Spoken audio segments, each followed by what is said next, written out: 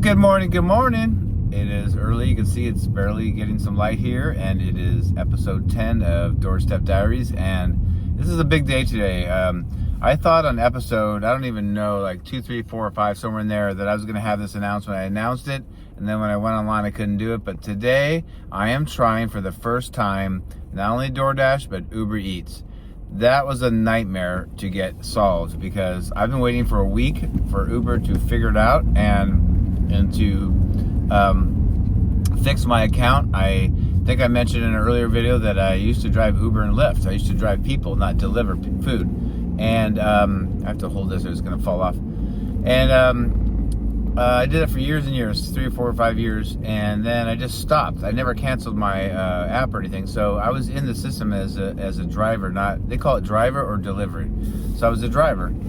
After COVID, I stopped driving people, but so I just tried to sign up. I put in my registration and my insurance, and I took a picture, and I did a background check, and I did all the stuff you're supposed to do. It says you're completely ready to go, but every time I tried to go online, it says you have a problem, and nobody could figure out the problem. So I called in and I told you, it's farmed out to Asia, so it was a communication problem. So me trying to tell them what I'm having a problem with, and they're kind of looking at my account saying, it looks fine. I'm like, it's not fine. So they had to send it to somebody that's more advanced, that can do more things than the person that just answers the phone. So they said it'll be 3 days. So I waited 3 days, nothing happened, no better. So I called back, and they said it's gonna be another 3 days. Well, anyway, yesterday, just randomly, and I don't know how it happened, but I got a phone call, and it was somebody from the United States, and they spoke English, and they were a technical kind of person, and that's exactly what they're there for, is they fix problems like this. And she said this was very simple, that you're just in the system as a driver, not a delivery person. So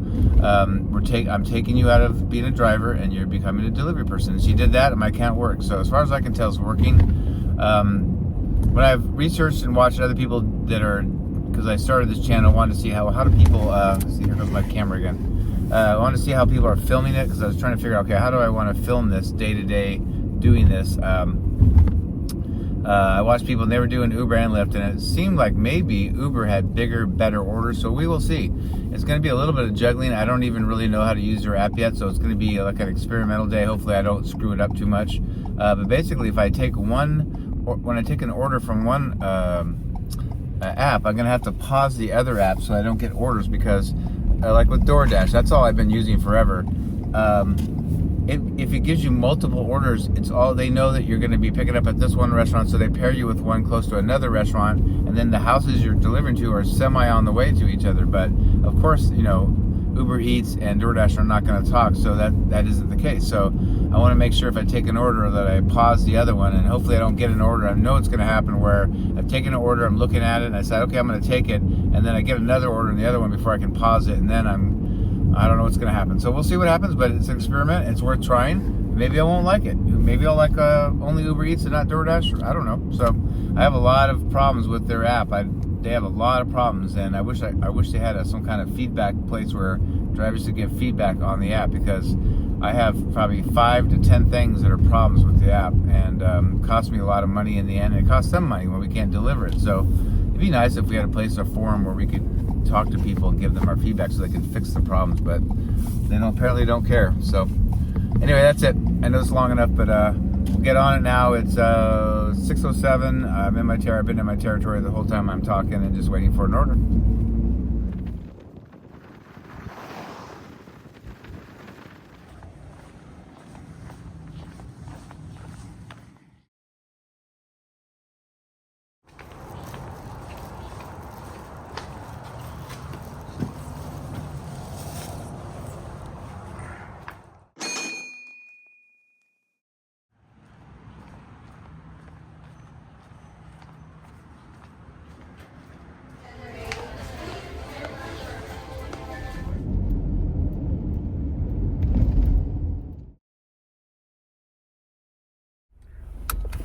All right, guys, I thought I'm having a pretty good day today doing Uber Eats and DoorDash, and I wanted to go over I've been telling you the stories of things that happened to me. This was when I was driving Uber and Lyft. I don't know if it was Uber or Lyft, but this was a really strange one. So I pick up a lady, and I picked up people and worked and picked up people about 30 minutes from the San Diego airport down in San Diego. I'm north and on the coast of San Diego. So I pick up this lady, and when I pick up one or two people, I had an SUV, I'd put them in the back seat. I really don't like people next to me when I'm driving, so I would put some things on my seat, and then sometimes they'd want to be in the front, but I'd say, please, can you sit in the back? If we had 3 people, I had 3 seats, or 4, and I could put 3 in the middle seat, but I'd always put them in the back. So she was by herself and going to the airport, so I knew I had at least a 30-minute drive if there wasn't traffic. So she sits behind the passenger seat, and I like that because I can see him and we can talk or whatever, and sometimes they want to talk, sometimes they don't. I do whatever they want.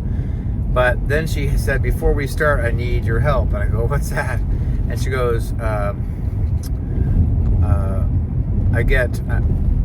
I'm not scared of driving, but I get claustrophobic in a car, and everything's too small and tight for me. And so I'm thinking in my head, well, how am I supposed to fix that, you know? And here's a lady that's got to be 50 years old, so she's been in a car most of her life, a long time.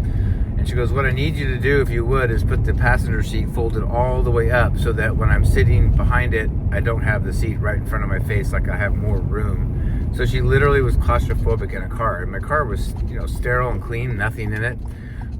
Room in the back if people have luggage, which I put her bag in the back. But yeah, it was really, really strange. So I go, okay.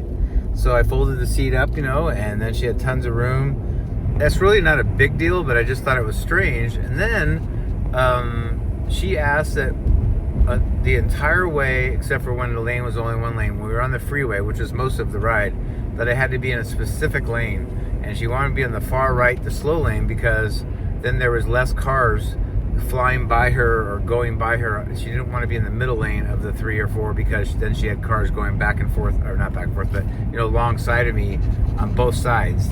And so the problem was too, you know, I usually ask how much time they have before their flight is, because I need to know if I need to kind of rush them or do we have plenty of time. I always leave early. I don't like the stress of getting there last minute. And she was kind of in the middle. She wasn't late, but she wasn't early either. And so, you know, you never know going to San Diego. It's a big city, how bad the traffic's going to be by the airport. So we really needed to make better time so I could, you know, some drivers don't care, but I do care. I want to get you there with plenty of time. So the problem was we went in the slow lane because of her needs and her worries, and it took us probably 5 to 10 minutes longer to get to the airport because of it, you know. And then she started stressing out about getting really close, you know. She didn't know she's going to have enough time to check her bag, you know, and go through security and all that stuff. And I'm thinking in my head, well, we could have saved 10 minutes just going in a normal lane. But, you know, I didn't say anything. But yeah, it was a very strange one. She was claustrophobic, and then she had to be in specific lanes on the road, or else she was not going to be able to handle it. So yeah, human race is pretty interesting, isn't it?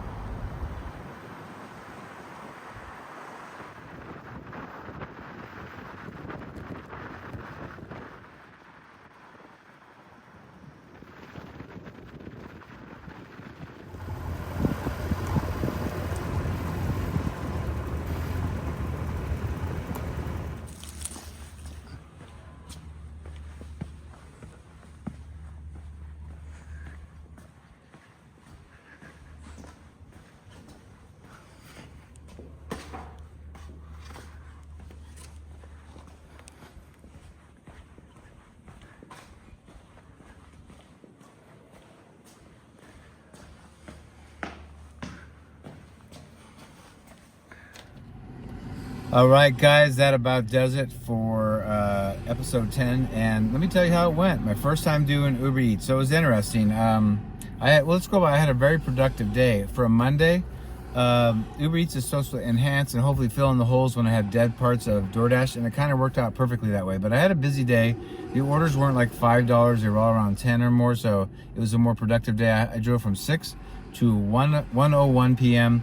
and on DoorDash I made $135.50, and Uber Eats I made $14.75. So that is $150.25.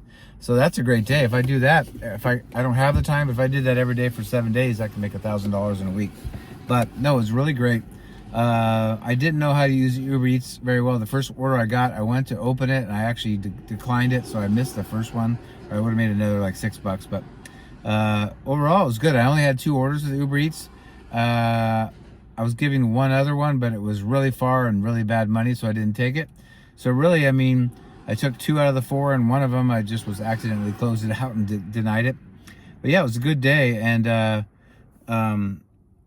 did a decent amount of driving. I'm just waiting to I'm gonna get dressed when I'm done with this video and go hike, and then meet a friend for some early dinner. So that's all I have for you. I hope you enjoyed that. Please consider subscribing. Remember, we're trying to get this thing to 1,000 subscribers, and it's free to sub, and that really helps me out. And also hit the like button. That helps move it out to other people to watch, more people to watch, and as I grow this new channel. And that's all I have for you. It is 85 degrees and hot, so I'm kind of delaying going hiking, but I'm going to do it. So I'll see you on the next one, and everybody have a good one. Bye.